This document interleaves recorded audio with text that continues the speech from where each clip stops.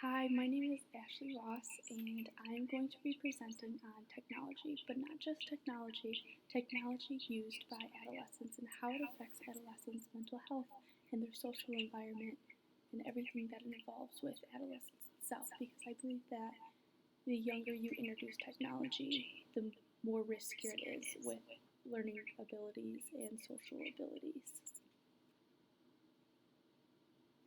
Technology has changed very much over the years. In this timeline, you can see that the progress that technology has made. It is quite remarkable how much progress has been done and how far technology will go. There are always new advancements that will be made, advancements from the old to the next new. So in the timeline, you could see that it starts in 1950 and it goes from today. Not all the advancements are listed or shown in this timeline, but it gives a good idea of the more used technology and how far it has gone from then till now. But not only is technology great in the use of schools, businesses, and other places, but is being used at such a young age, it's hindering children. Hindering meaning putting them back from social environments and their mental health state and not being able to take situations very well because of the use of technology and hiding behind technology. It is estimated now that 95% of youth being from the ages of 13 to 17, use smartphones.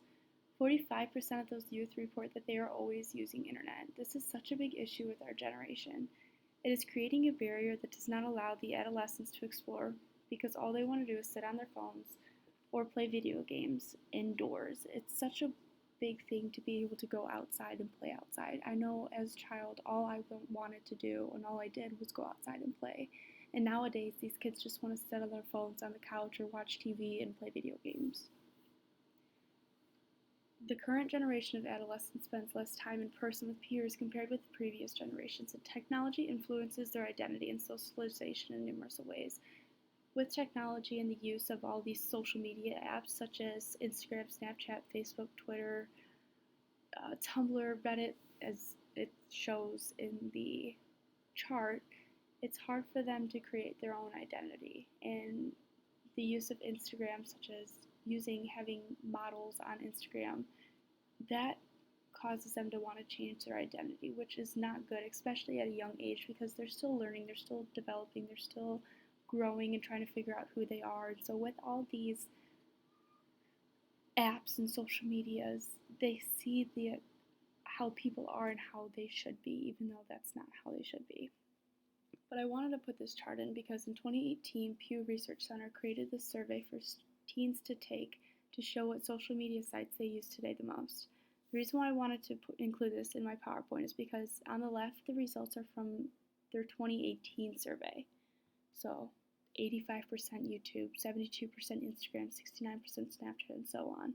And on the right is the result from their 2014 survey. Just in 4 years, the social media use in teens increased considerably. This goes to show that technology usage among teens has increased drastically, and this increase causes many issues with adolescents. Technology plays a big role in mental health, especially with adolescents, because they are starting to learn who they are and who they're wanting to be and future goals of themselves. So the use of social media at such a young age and seeing all the different influencers and celebrities and people with awesome bodies and all the Botox and surgeries that are done, and they see that and they were like, oh, so that's the norms of society, which is completely false. Spending too much time scrolling through these social medias can result in symptoms of such as anxiety, depression caused from the social medias, and it can be very destructive for these young adults and adolescents. Social media use brings into having low self-esteem. Low self-esteem, like I said, making comparisons of themselves. They compare themselves to their peers and what their peers post on social media. I mean, it's really hard not to make comparisons because you see all these pictures from, oh, this person's doing all this, how are they affording all that, why can't I afford that, or physical appearances, life circumstances, to perceived successes and failures are all under a microscope on social media. People only put out what they want people to see to think that they have a perfect and awesome life on social media. I admit, I only post the good things. I don't want to post the bad things because I don't want people to know that there's struggles going on in my life. I want them to say, oh, I'm happy doing this, this, and this. So social media is very overrated and underrated with the way people's lifestyles are. So with low self-esteem also comes with having fake friends, so to say, because people on social media, you can add so many friends, but how many of those friends actually care? All you're doing is adding these people on social media for likes for likes. So if I like your picture, you're going to like mine. And especially at such a young age, the kids and children read into how many likes that they have. And I did it when I was a kid. And it's pretty sad to say that they think that that number represents who they are. If they have 20 likes and one of their friends has 150, they think, why am I not as popular as them? And that just causes a spiral of destruction in itself. Not only is the use of social media for low self-esteem, but it also creates bullying, especially teen girls, because cyberbullying is so easy to do through social media because it's easier to say something mean to someone online than it is face to face because a lot of these teens are used to using social media as a platform and they get less face to face time. And I'll talk a little bit more about that later, but this cyberbullying is associated with depression, anxiety, and a way elevated risk of suicidal thoughts, which is very sad to say, but it's the truth. Yes, technology is awesome. It's amazing. It's so useful, but introducing it at such a young age with kids who are still trying to develop themselves and figure out who they are, you're throwing in a whole different perspective on everything because not only are you introducing the physical aspects of social media, so the beautiful girls with the awesome bodies, the guys with the ripped abs, but you're also introducing the sticky situations of having kids who don't know how to talk face to face, and that's where bullying comes in. And there has been an increase of suicides in grade school and high school from bullying online, and it needs to stop. But where does the line get drawn and how old you can be to get a phone? Who knows? Another is less face-to-face time. So social interactions skills require practice. It's hard to do, especially for teens, as they're starting to learn how to talk to adults and be able to form opinions and get all that stuff out of their system. It's difficult to build empathy and compassion, which is our best weapons. We use empathy and compassion so much, but it's hard for them to build that, especially with being on their phones constantly and less face-to-face. So it's easier for them to shoot a text versus call.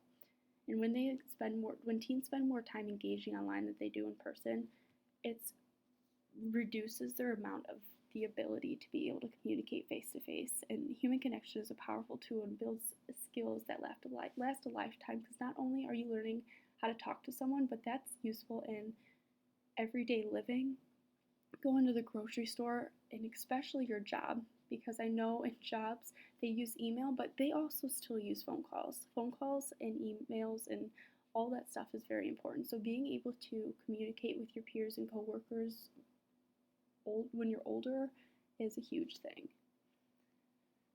So social media use and technology and mental health, they don't come hand in hand. There's been many studies done, but they do show that if you introduce technology at a young age, and especially social media, if you show them social media at a young age, it really affects how they grow and develop because they use their phones, they stay indoors, they don't explore much, and they don't know how to engage with people. And you can see it if you go up to an adolescent who has a phone out, they don't really know how to talk.